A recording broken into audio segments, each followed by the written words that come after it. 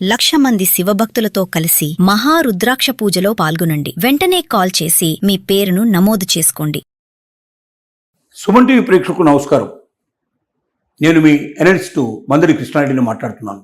ఇటీవల అమెరికాలోని Cisco company కాలిఫోర్నియాలో 471 మందిని ఒకేసారి లే ఆఫ్ ప్రకటించి ఉద్యోగాల నుంచి తీసేయడం జరిగింది. దానికి ముఖ్యమైన కారణం ఏంటంటే ఆర్టిఫిషియల్ ఇంటెలిజెన్స్ని ప్రవేశపెట్టడం వల్ల ఉద్యోగులకు ఇచ్చేటువంటి జీతాలు భారంగా కాకుండా ఉండాలని ఏఐ టూల్స్ తోటే ఇకపైన తమ కంపెనీలు నడపగలవనే ఒక ధీమాతోటి 471 మందిని ఒకేసారిగా తీసేయడం జరిగింది. ఇది ఇంతటితో ఆగేటట్టుగా లేదు. ఇంకొక 3,000కు పైగా ఎంప్లాయీస్ని అతి త్వరలోనే తీసేస్తారనేటువంటి మాట కూడా వినపడుతుంది. ఈ తీసివేయబడ్డ వాళ్ళలో ఎక్కువ మంది ఇండియన్స్ ఉండటం అనేది మనం ఆలోచించాల్సిన విషయం. ఎందుకంటే ఐటీ రంగం లోపల నిపుణులైన వాళ్ళు ఎక్కువగా ఇండియా నుంచి వెళ్ళారు అమెరికాకి. అక్కడ ఉన్నట్టు ప్రతి ఐటీ కంపెనీ లోపల ఇండియన్స్ యొక్క పైచేయి కనబడుతుంది. ఇప్పుడు ఏఐ టూల్స్ ఉపయోగించడం, తద్వారా తమ పనిని ఇంకా సులభతరం చేసుకోవడం, వేగవంతం చేసుకోవడం, తక్కువ ఖర్చుతో చేసుకోవడం అనేది వాళ్ళ ముఖ్య ఉద్దేశం. అయితే తక్కువ ఖర్చుతో అవుతుందా లేదా అనేది అదొక పెద్ద పజిల్. ఎందుకంటే చాలా కంపెనీలు గుర్తించింది ఏమిటంటే ఏఐ టూల్స్ ఉపయోగించడం వల్ల ఖర్చు బాగా ఎక్కువ పెరుగుతుంది, అది దానికి చేయాల్సిన ఇన్వెస్ట్మెంట్ చాలా అధికంగా ఉంటుంది, మ్యాన్ పవర్ను ఉపయోగించడం కన్నా ఏఐ అనేది కాస్ట్లీ అనేటువంటి నిర్ణయానికి చాలా కంపెనీలు వచ్చాయి. కానీ ఇంకా కొన్ని కంపెనీలు ఇంకా అదే ధ్యాసలో ఉండి, అదే ఆలోచనలో ఉండి ముందుగా ఎంప్లాయీస్ను తీసేయడం అనేది ప్రారంభమైంది. కొన్ని కంపెనీలు తీసేసినటువంటి ఎంప్లాయీస్ను కూడా మళ్ళీ తీసుకోవడం అనేది కామన్గా జరుగుతున్నటువంటి విషయం. ఒక అమెరికాలోనే కాదు, ప్రపంచ దేశాల్లో జరుగుతోంది. అంటే తొందరపడి ఏఐ టూల్స్ని పెట్టేసుకొని ఎంప్లాయీస్ని తీసేద్దాం, ఎంప్లాయీస్ మనకు బడ్డెన్ అవుతారేమో, ఈ ఎంప్లాయీ చేసే పనంతా కూడా ఏఐ చేస్తుంది అనుకుంటున్నారు. కానీ చాలా చోట్ల ఏఐ ఫెయిల్ అవుతుంది. ఈ ఫెయిల్యూర్స్ వల్ల ఖచ్చితంగా మ్యాన్ పవర్ ఉంటేనే తప్ప ఏఐ టూల్స్ను ఉపయోగించినా కూడా మ్యాన్ పవర్ ఉండాలి కంపల్సరీగా.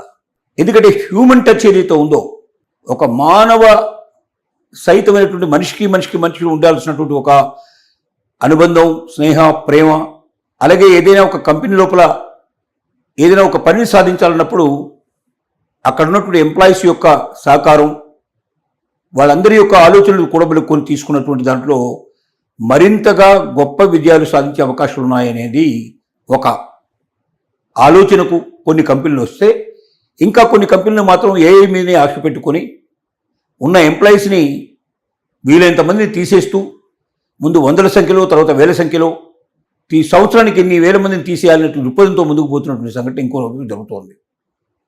ఈ రెండు సంఘర్షణల మధ్య అమెరికా లోపల ఇవాళ ఈ లే ఆఫ్స్ లోపల ఎక్కువ నలిగిపోతుంది ఇండియన్స్. ఎందుకంటే ఎక్కువ భాగం అమెరికా లోపల ఐటీ రంగంలో పనిచేస్తున్న వాళ్ళలో మనది పైచేయి.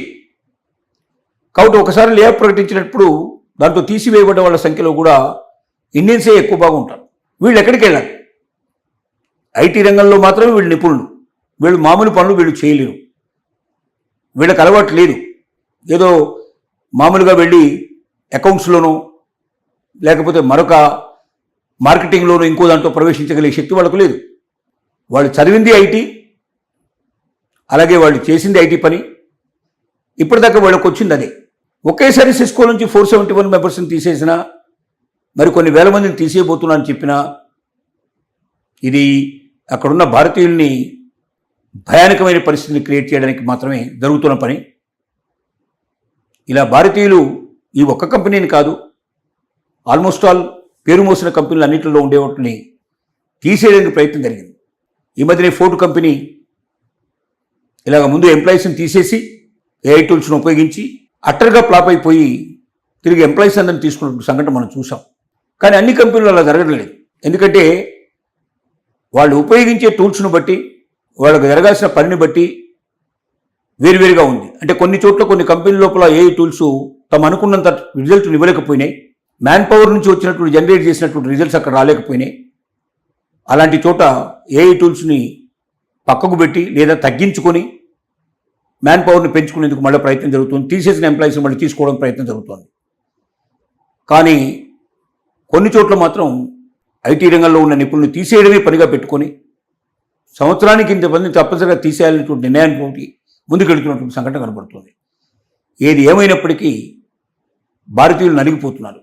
ఎవరైతే యుఎస్ లోపల జాబునే ప్రమాదంగా పెట్టుకొని అమెరికాకు వెళ్ళి ఐటీ కంపెనీలో స్థిరపడిపోయి ఏళ్ల తరబడి అక్కడ ఉండి అక్కడ ఇల్లు కారు లాంటివి కొనుక్కొని అక్కడ స్థిరపడిపోవాలనే నిర్ణయానికి వచ్చినటువంటి అనేక మంది భారతీయులు తమ ఉద్యోగం ఉంటుందా ఊడుతుందా అనేటువంటి ఒక భయానకమైన పరిస్థితుల్లో కొట్టుమిట్టాడే పరిస్థితులు ఏర్పడ్డాయి.